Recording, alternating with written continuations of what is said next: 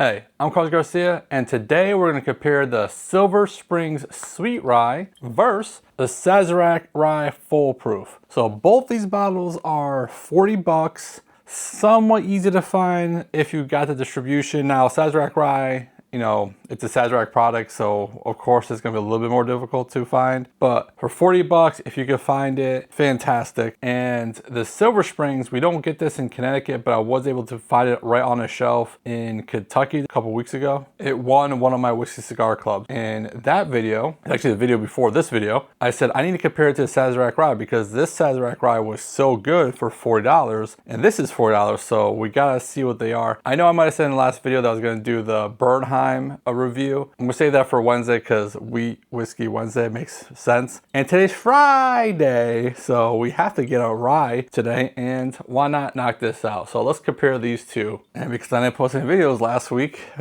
there's no giveaway to announce. Let's get to nose on A. All right, so A on the nose, not very intense, a little bit muted, not a lot of rye notes. I was trying to find some rye notes and I couldn't really, like if someone gave this to me blind, I don't think I would think it's a rye based off the nose. Sweet, dusty, slight savory note, slight nutty note, some vanilla. Overall light, nothing off-putting, a decent nose, not rye forward. Let's go to B. All right, B definitely gives you a little bit more of that rye forwardness. A little bit more intense than A. There was some spice, some dill notes. I wrote slight dill, but that dill note actually got a little bit stronger, so I'm gonna take away the slight. Sweet, it was dill forward, more intense than A, but this one, you know, if someone gave that to me and I got that dill note, my brain would just think that's a rye, but still pretty good. I like both noses, so let's get to palate on A. Palate and the finish gave me the same exact notes, so sweet, woody, nutty, hazelnut, dark fruit, jammy. Same exact notes I got on the finish. I didn't write nutty on the finish because I figured out what the nuttiness was. It was a hazelnut, and so it was easier to figure that out on the finish. Nutty forward, sweet,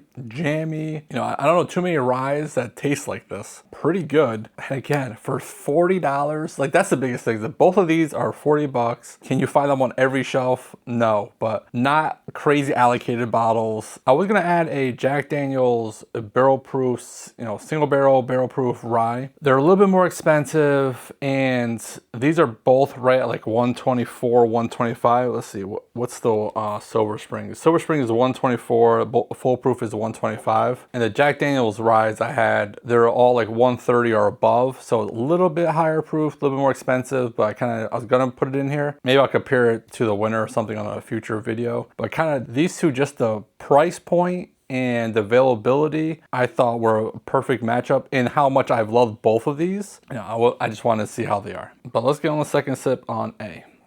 That is so good. Wow. Okay, so a couple new notes on the palate. Slight funkiness.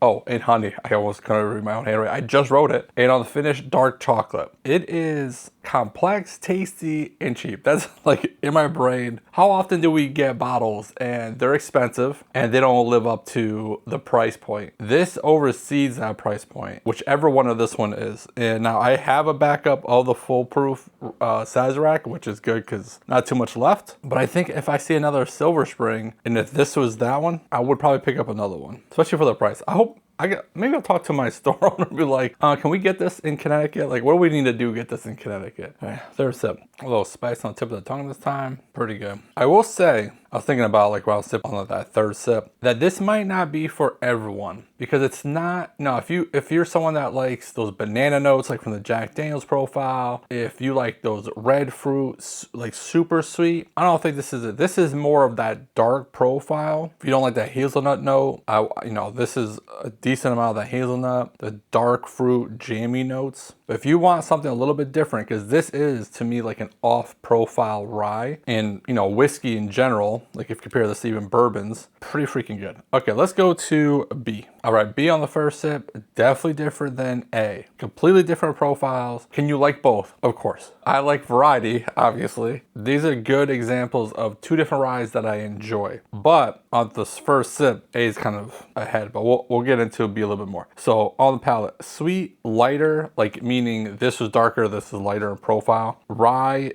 dill, a slightest purple Jolly Rancher note. That's kind of where the sweetness was coming from. On the finish, sweet rye, dill, oak, a little bit the oak drying aspect that was happening on the finish here. But first sip, so let's get into the second one. All right, second sip. I know I said slightest purple Jolly Rancher. I actually crossed out the slight and left that purple Jolly Rancher a little stronger this time. Spice drinks hotter than A. Now, they're 1 proof point off. It is noticeably hotter than A. On the finish, I just wrote rich. The thing is with B, it's not as complex as A, meaning I can't pick out notes as easy as I can with A, but the experience on B doesn't make it worse. It's very good. It's just rich overall. And when I compare them side by like back and forth, curious if that richness shows off a little bit more. Coming off of itself, it showed that richness. So we'll see. There's it. I mean, the more you drink B, the better it gets. That last sip was so good. Anything new, it's basically the same notes. It's just richer and bolder the more you drink it. It just gets like tastier. It's very hard to explain because I'm like in my head, you know, before I come back on, I'm like trying to think of like, how am I supposed to explain that this is getting better without saying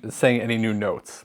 You know what I mean? So it's difficult for me to try to explain what I'm trying to say, I guess. But if you understand what I'm saying, thank you. The third sip was just getting better and better. All right, so I'm gonna drink some water, take a little bit break here, and we'll A/B these together. All right, I'm back, drank some water, took like a 5-minute break. Both of these have a decent amount of air in it. Let's try B off with some water. So first sip right after water, on the finish is some milk chocolatiness. Interesting, second sip. I mean, that finish keeps going. I'm like, okay, hurry up. You know, I want to talk, but it is good. So I got a little bit of woodiness on the palate. On the finish, some vanilla fudge, and the finish kept going for days. Again, B just keeps getting better the more you drink it. So let's drink some water before going to A. Okay, 2 sips after water. Also very long finish. And man, going back this way, these are just so different. Hopefully the notes I'm giving you give you an idea of which way to go. I enjoy both. This is gonna be tough scoring. There's a little bit of coffee notes on the palate, but a little bit more on the finish. So I just wrote for the finish. I was kind of getting that before, but I didn't say it. There is a little bit of coffeeness. It's strong hazelnut, strong dark fruit jammy notes. So 2 very different pours. Let's go back and forth and see what happens. Not gonna lie to you, I am shocked by these results. I 100% thought these were backwards when I was going through them because, you know, again, human. I am not trying to guess which ones they are, it just happens in my head. And when I got the purple Jolly Rancher note, I immediately in my head, it's like, well, that must be the Sazerac, right? And I forgot what notes I got on the Sazerac. I just remember liking it a lot. And do I remember what notes I got on the Silver Springs from like a week ago? No, because why would I? Completely had these backwards in my head. So craziness, but let's do a giveaway. If you want to try these and want to win 2-ounce samples of both of these, like the video, subscribe to the channel, tell your friends, hype the video. These aren't requirements, the requirements are like the video, subscribe to the channel, and comment with the letter U 40 Rye. So U40 RYE, under 40 Rye. All right, now let's get into this. So like I just said, I thought these were backwards the whole time, basically. I 100% thought the Sazerac Full Proof was the one that was winning, and really, it was a Silver Springs that I scored a 4.25, which, yes, high score, especially for a $40 rye. Very, very tasty. And the Sazerac Full Proof, I scored a 4, and I don't remember exactly what I scored these in the past, the Sazerac, because I know it definitely was in some of the best ryes of 2025. I got this towards the end of the year. What I will say is the reason that Silver Springs won for me today is it is something that I would grab off my shelf more often because it's just more enjoyable. 70% of the times I want something like this to drink as opposed to Sazerac. That's more of like a mood pour, but both fantastic. And if you want something, I would recommend buying both these bottles. If you can find them for 40 bucks, I'd pay up to $60 really, honestly, for both of these. But if you can see them for MSRP, they're both supposed to be $39.99. Definitely get one, if not 2.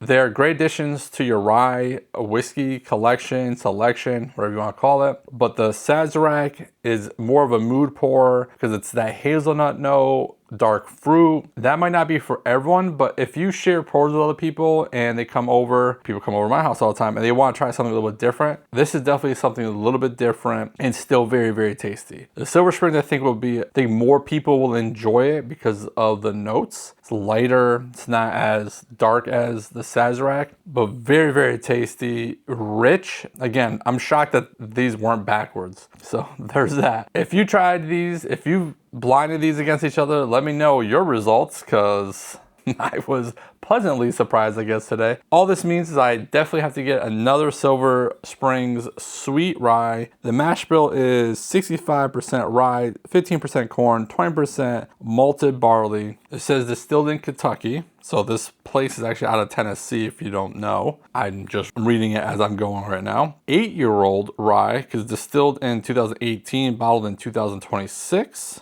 This is cask 13370, proof 124. So in case you want to find this exact bottle or from this cask, there you go. I did get this at a party source in Kentucky, so if you're around there, they had some on the shelf. That was fun and very enjoyable. Definitely confused me today. So don't do stupid, and if you do, don't get caught.